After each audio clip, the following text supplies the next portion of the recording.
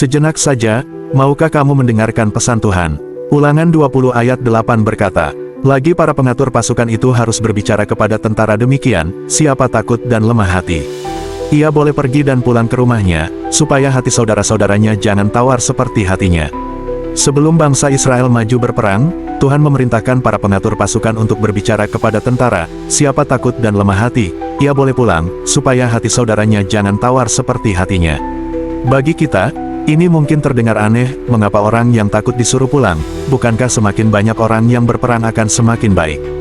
Tetapi bagi Tuhan, kemenangan tidak pernah bergantung pada jumlah, melainkan pada hati yang percaya. Sebab satu orang yang takut dapat menjatuhkan semangat seluruh pasukan. Kita melihat prinsip ini terbukti dalam Kisah 12 pengintai, Bilangan 13-14. 10 di antaranya pulang membawa laporan menakutkan, rakyat Kanaan kuat-kuat, kotanya berkubu, dan ada raksasa di sana. Ketakutan mereka segera menular, seluruh umat Israel bersungut-sungut, menangis semalaman, bahkan menolak janji Tuhan. Hanya Yosua dan Kaleb yang berdiri teguh dan berkata, jangan takut kepada bangsa itu, sebab Tuhan menyertai kita. Tapi suara iman mereka tenggelam oleh jeritan ketakutan yang lebih keras. Dari sini kita belajar, ketakutan bukan hanya persoalan pribadi, tetapi persoalan komunitas. Hati yang tawar bisa menular dan melemahkan banyak orang di sekitar kita, di rumah, di gereja, bahkan di pelayanan. Tetapi sebaliknya, iman juga menular.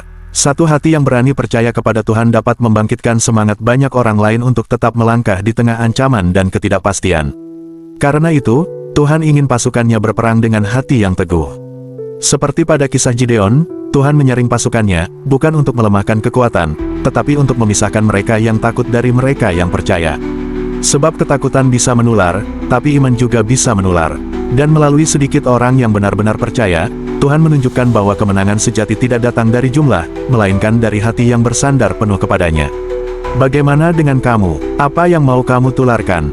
Iman atau ketakutan?